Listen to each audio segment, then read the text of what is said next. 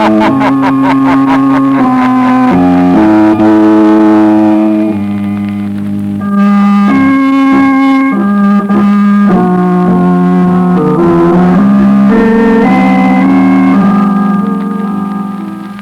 local blue coal dealer presents The Shadow. These half-hour dramatizations are designed to forcibly demonstrate to old and young alike that crime does not pay.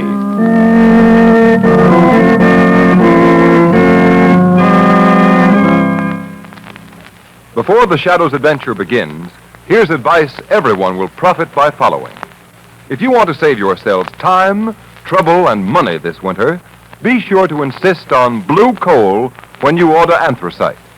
The blue coloring on blue coal is the trademark of superior quality. It's your guarantee from the world's largest anthracite producer, the Glen Alden Coal Company, that blue coal will give you better heat at less cost. So don't gamble with ordinary anthracites. Play safe by insisting on blue coal by name. Call your blue coal dealer for your supply tomorrow.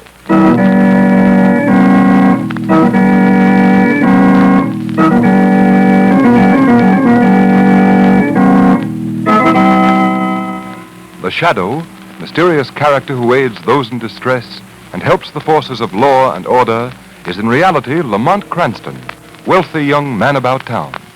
Cranston's friend and companion, the lovely Margot Lane, is the only person who knows to whom the unseen voice belongs, the only one who knows the true identity of that master of other people's minds, the Shadow. Today's story, Black Rock.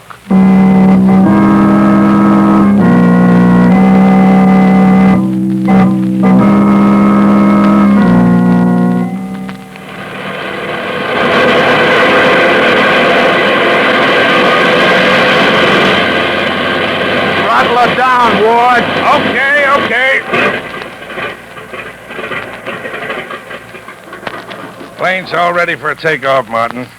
And what a takeoff. Right straight to a watery grave. She only knew it. Listen, Ward, you better not let Burkett hear you shooting off your mouth like that. I ain't scared of that swindler. He ain't got nothing on me. Oh, no, nothing at all, except that you're a pilot without a license who's been making his living flying smuggled dope. So what? Don't think I can't see what goes on. I know that Burkett swindled his stockholders out of $2 million. And now he's skipping in this plane. Well, what if he is? You're getting paid plenty, ain't you? Sure. Oh, hello, Mr. Burkett. Is the plane ready to take off? Yeah. He's fueled to the limits. He'll fly 1,500 miles if necessary. The supplies are all loaded, too, boss. Well, you know our course. We're heading for Nova Scotia. Yeah. Mr. Burkett. Harvey, what are you doing here? I followed you.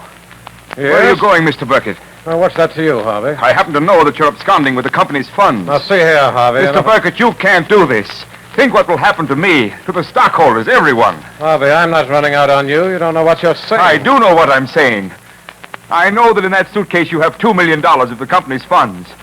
You made me president, and I'm responsible for those funds. I'll be ruined. Ruined, do you hear? Now give me back that money. Let go of that bag, Harvey. Give it to me, I say. You're stealing the company's money. Ward, Martin, take care of him, will you? Give me that. Listen, punk, shut up. I won't. I want that money. I want that money. Give it to him, Martin. That'll stop that. Nice work, Martin. Throw him out of the plane. Right. Okay. All right. Now, let's get out of here. So you cleaned out your company, huh, Burkett? Robbed your poor, dear, trusting stockholders. You're not supposed to know about this, Ward. Oh, no? Not even the $2 million you got salted in that suitcase? You were hired to pilot this plane, and that's all. So get the plane off the ground. Okay. As long as I get my cut. Don't worry, Ward. You'll get yours.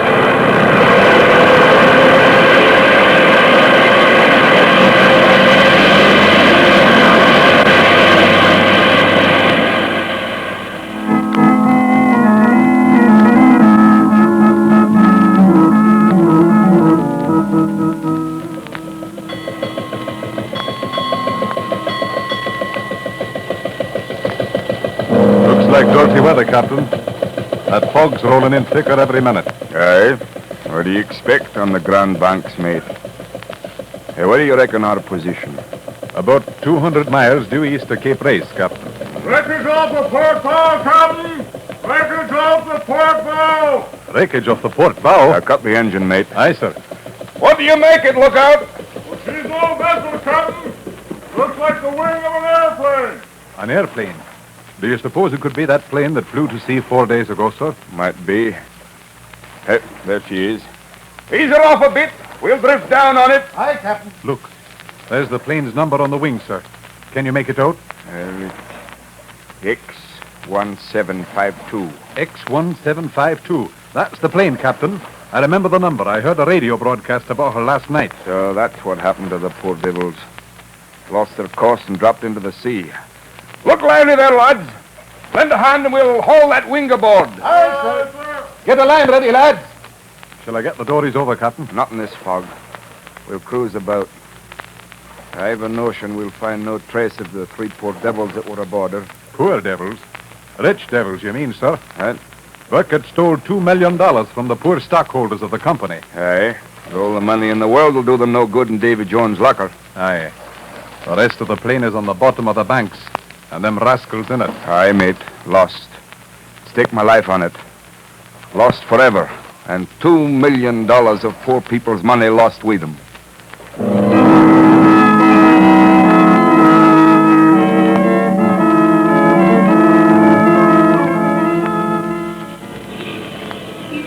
Extra! Swindler's plane found in sea.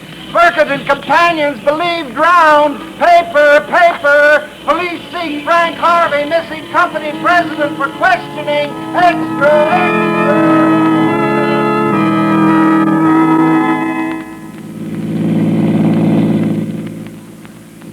Lamont, do you mean that the poor man really had nothing to do with the money being stolen? Absolutely nothing, Margot. That's why we're driving down here. Frank Harvey is an honest man. He was set up as president of the company by Burkett. Harvey thought it was a legitimate investment house. Then why can't he tell that to the police? Because, unfortunately, that would never hold in a courtroom. As head of the firm, he's directly responsible to the people for their stolen money. Where did you say you'd meet him? He's hiding down by Miller's Creek. Is that right down this road? Yes. I think it's this third cottage here. And let's get out and see. All right, Lamont. Oh, there's someone in the window. He's waving for us to come in. Yes, that's Harvey. We go in the side door.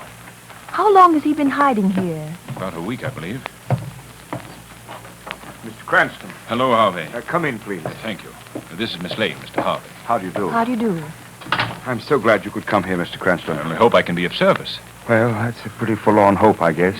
What, with Burkett presumably at the bottom of the sea? Presumably, Mr. Harvey? Yes. You see, I can't make myself believe that he's dead. I'm inclined to agree with you on that. You are? Why, Lamont? Well, for one thing, Margot, their bodies were never found. Lamont, I don't like to be stubborn, but the Atlantic is a mighty big pond. Yes, but I also know that when Burkett planned his getaway, he wouldn't have figured on flying across the ocean in a plane with a cruising range of only 600 miles. They were flying to Canada and got off their course. Yes, that's true. No, Harvey. Ward, although crooked, was an excellent pilot. He was an expert navigator.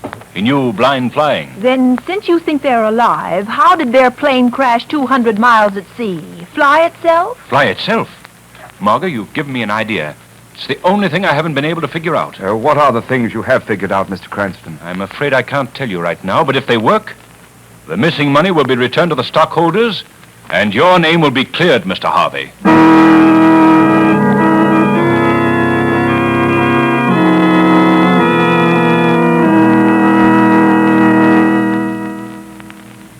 What do you expect to find at the airport at this time of night, Lamont? I'd like to take a look around the hangar where Burkett kept his plane, Margot. Well, what can you learn there? I'm going to stake everything on a shot in the dark. There's no one in that hangar but the watchman. He doesn't know anything, or if he does, the police and the G-men didn't get it out of him. So how can you hope I'm going to ask him one question, Margot. How could a ghost airplane fly 200 miles and crash into the sea? And do you expect an answer from him? Not I, but the shadow does. Look. Look through those windows. Yes. There's the watchman. He's asleep. I won't wake him, Margot. It'll be easier for the hypnotic powers of the shadow to force his subconscious mind to answer the question. I'll wait out here, Lamont. In a few minutes, we'll know if Burkett really went to his death in the wrecked plane.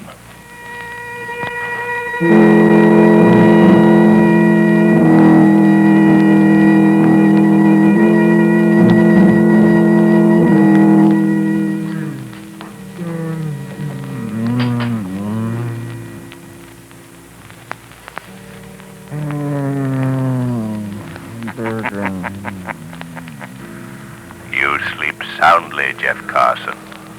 Alone here in the empty hangar. Burkett. Burkett. That name troubles your sleep, doesn't it, Carson? Burkett. No, Carson. You mustn't wake up. Sleep. Let your subconscious mind hear me. I am Burkett. Burkett. I am Burkett. Burkett. You are recalling the things I paid you to forget. Yes. I paid you, didn't I, Carson? Yes. You paid me $1,000. Why? Why did I pay you? So I wouldn't tell about the extra fuel tanks. Yes. Keep remembering, Carson. The automatic pilot. Sleep, Carson. Dream on. No, I won't tell anybody. I won't tell anybody about those long flights you took, Mr. Burkett. Where did I go on those trips, Carson? Remember now. Black Rock. No, I won't tell them. Why did I install an automatic pilot, Carson? Why? To fly. Black Rock. 1,000 miles and land. And then Ward was to take the ship up and set the automatic pilot and bail out. So that's it. A ghost plane flown by a robot pilot cruising seaward until his gas ran out. Yeah. Where is Black Rock, Carson? Where is Black Rock? Black Rock is 25 miles off the coast. Wait. What am I saying? Who's that? Don't move! Don't shoot!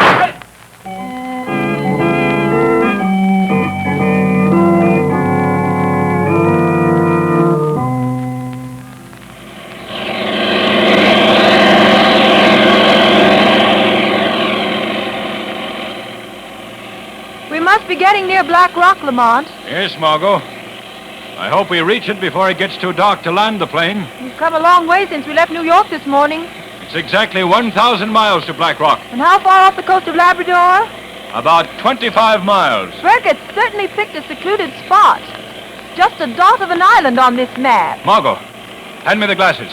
I think I see land. Where, Lamont? Straight ahead. Yes, that's it, Margot. A loaf-shaped Black Rock. There's supposed to be a small cove to the landward side. How can this seaplane land with all this ice in the water? I've got to hope for enough open water, Margot. But Lamont, if Burkett and his gang are on Black Rock, they'll hear the plane. Can't be helped. If it's possible to land, I'm going ashore tonight. Do you want me to stay in the plane? Yes. You'd better keep this rifle, in case they try to board the plane while I'm ashore. Rock gets larger as we get nearer. How will you find them? They may hide until we go. The shadow will find them, Margot. There can't be many places to hide.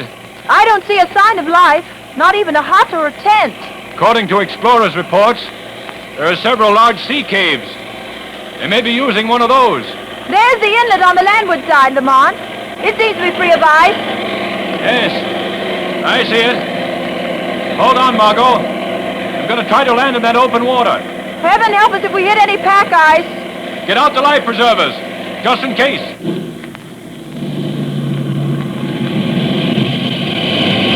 We'd freeze to death in that water. Steady. This is it. You made it, Lamont. You made it. Yes. And now the shadow must do the rest.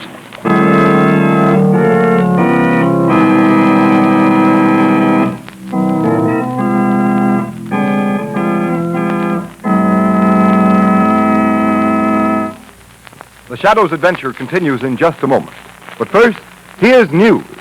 Thousands of families in this section of the country are going to enjoy far better heat at less cost in their homes this winter. For they've stacked their bins with the finest American anthracite money can buy, blue coal. Why is blue coal actually better than other kinds of anthracite, Mr. Roberts? Well, blue coal is a medium free-burning hard coal. Its square fracture shape permits more draft, and allows every bit of blue coal to be burned up slowly and steadily right down to a fine powdery ash. That's why blue coal is so much more economical. It gives you more useful heat. How about the care of the furnace with blue coal as compared to other anthracites, Mr. Roberts? Blue coal requires far less attention. It banks better and gives much longer firing periods. So homeowners save money by ordering blue coal from your dealer tomorrow. His name is listed in the Where to Buy It section of your classified telephone directory under the words Blue Coal. And ask about Blue Coal's automatic heat regulator. It's a thermostat which controls your furnace dampers automatically so that those at home can keep the house at the exact temperature they wish during the day by simply setting the thermostat control. A blue coal heat regulator costs but $18.95 plus a small installation charge. It will pay for itself in the time, trouble, and the amount of fuel it saves you.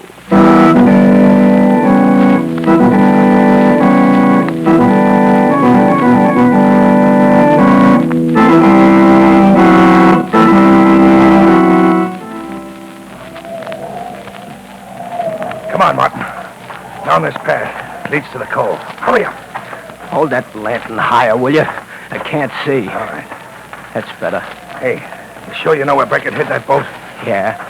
It's in that little cave, right by the edge of the water. Keep that lantern up, will you? Want me to break my neck? Oh, if I hold it any higher, Beckett will see it. Well, let him see it. I'll kill him if he tries to keep us from getting off this blasted rock this time. Beckett will kill us if he catches us trying to get that plane in the cove. Hey, who do you suppose it is after us? What do we care? It's a plane, ain't it? Chance to get away from Beckett. Well, I ain't leaving without that money. Not after the way he starved us, kicked us around like dogs. All right. We'll get the plane. Then we'll take care of Beckett. All right. Here's the code. Look, I told you we'd find it, didn't I? Yeah. Come on. Yeah. Well, what are we waiting for? Come on, let's pull out to that plane. Oh, we gotta get the... Shut up, Martin. Listen. I heard something like somebody laughing. Laughing at us. Ah, you're crazy. It's the wind. Oh. You hear that? Somebody's close to us, watching us. Get down. Maybe break it. Hide. I heard it, too. Put out the lantern, quick. It's no use. I'm not Burkett. You cannot hide from me in the darkness. Some guy from that plane.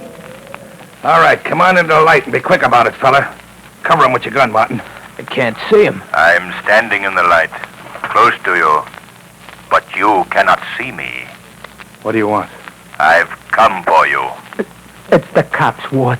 It's the cops. They found us. No, it's not the police, Mr. Martin.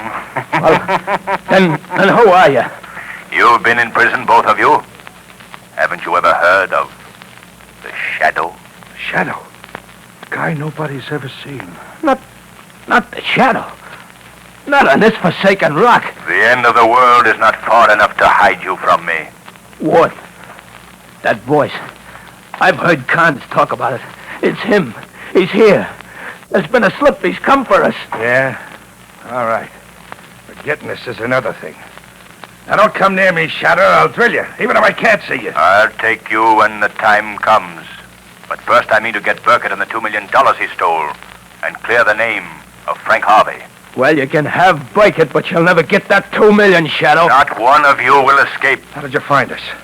That watchman squealed, didn't he? I warned Burkett. Come on, Ward. We gotta find Burkett. He'll know what to do. Yes, go to Burkett. Warn him the Shadow is here. Tell him you'll never leave Black Rock alive. Never live to spend the fruits of your crime.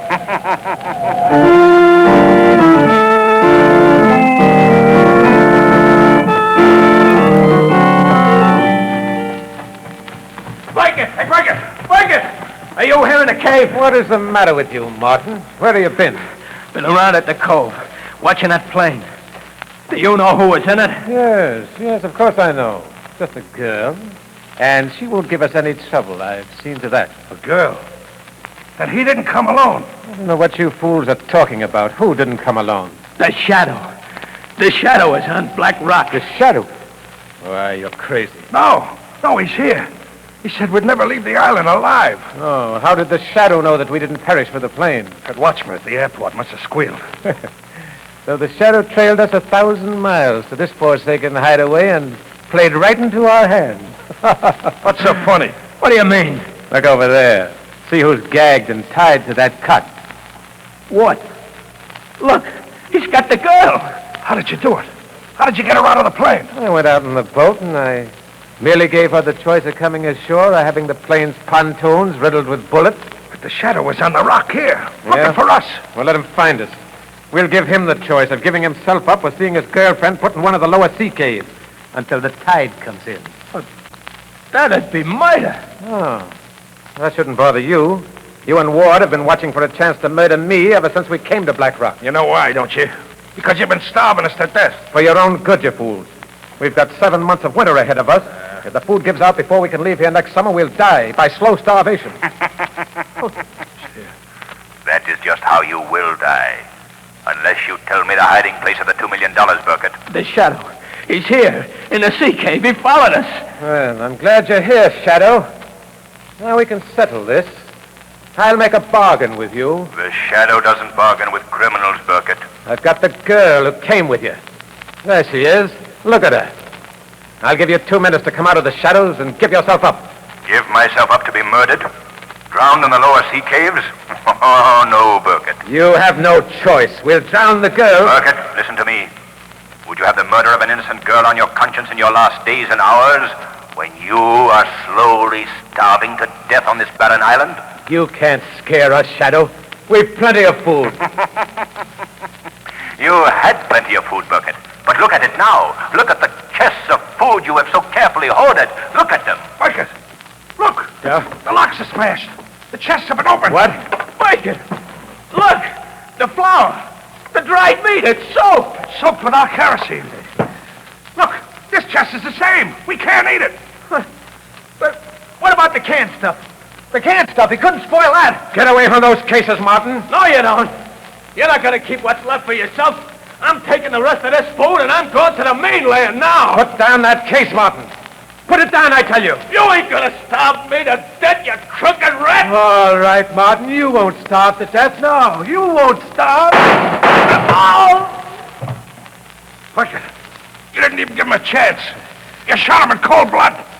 You'll do the same to me if I let you. Don't be a fool, Ward. Put down that gun. Uh-huh. Now, listen, there's enough food for us, and I need you. I couldn't stay here alone. I'd go crazy. There's only food enough for one man, Burkett. And I'm going to be that man. No, you don't, Ward. Hey, you wing me. Wing me, you devil. Go on, finish the job. Finish me. Better than starving to death. I had enough of that. Ward! Ward! I only meant to scare you. Ward is not dead, Burkett. Your bullet's in his shoulder. Shock, hunger, that's all. Now, what kind of a bargain will you make? I make no bargains with you, Shadow. Remember, I've still got the girl. No, Burkett. She's gone. Look on the cot, her ropes are cut. She's gone. Gone. You cut her loose. Yes, while you fought each other. If I could only see you. You'll never live to see another human face if you don't give yourself up. No. No, I've sacrificed everything for that $2 million, and I'll never give it up. You've got to give it up, Burkett. Do you want to stay here starving, freezing to death for nothing? Now, tell me, where have you hidden the money? No. No. Tell me, I say. Where is the money you stole from the thousands of poor and trusting people you betrayed? Oh, you'll never get it.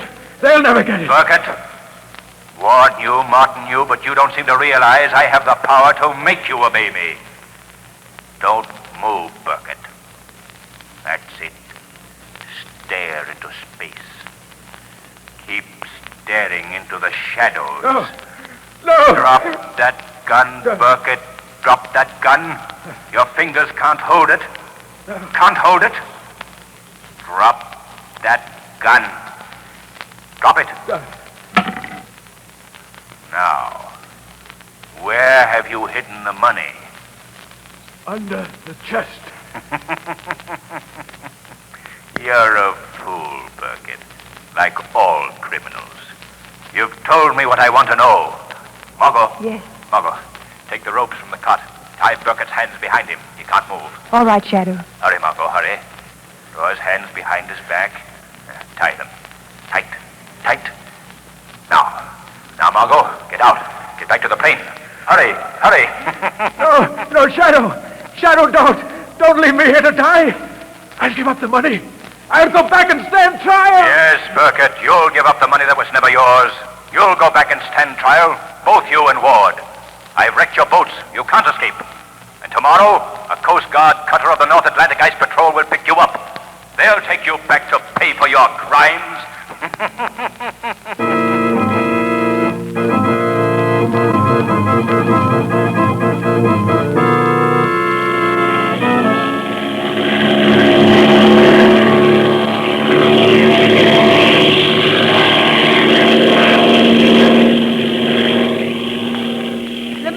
Do you think the Ice Patrol will believe your message? I have the plane's radio tuned in on their regular band.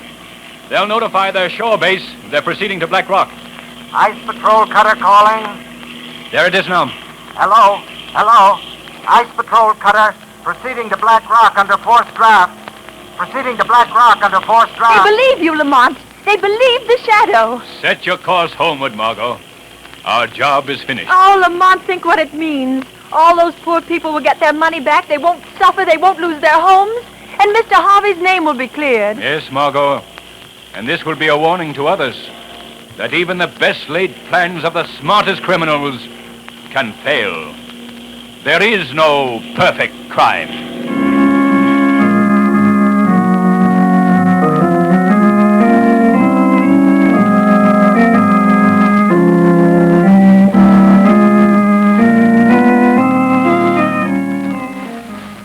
Before the Shadow returns, here's John Barclay, Blue Coal's heating expert, with some helpful hints on the firing and care of your furnace. Mr. Barclay. Thank you, Ken Roberts, and good evening, friends. Many people use ashes when they bank their furnace fires. That's an old-fashioned practice, and it can cause plenty of trouble, besides giving you unsatisfactory heat. Ashes thrown on top of a coal fire act like a wet blanket. They prevent air from coming up through the fire bed, overheat the grates, and cause a solid mass of clinkers. Remember, the only place for ashes in the furnace is the ash pit. Always bank your fire with fresh coal. If you have any particular heating problems, get in touch with your Blue Coal dealer. Ask him to send a John Barclay serviceman to inspect and check over your furnace. These men are expertly trained to solve your heating problems, and they'll show you how to get better heating results from your furnace at no obligation on your part. I thank you.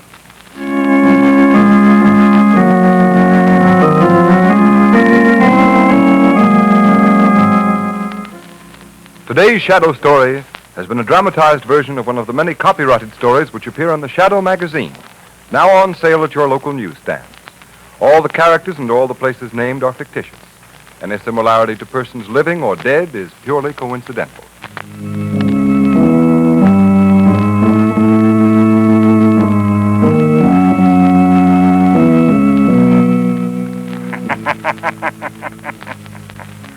The weed of crime bears bitter fruit. Crime does not pay. The Shadow knows.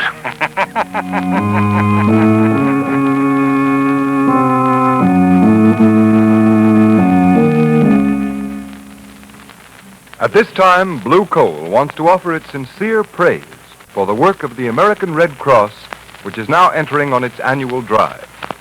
We feel sure all our listeners will agree that the Red Cross deserves the faithful support of one and all. Let's all do our part in helping this great organization. Next week, same time, same station, Blue Coal, America's finest anthracite, will again present The Shadow. Be sure to listen, and be sure to burn Blue Coal, the solid fuel for solid comfort.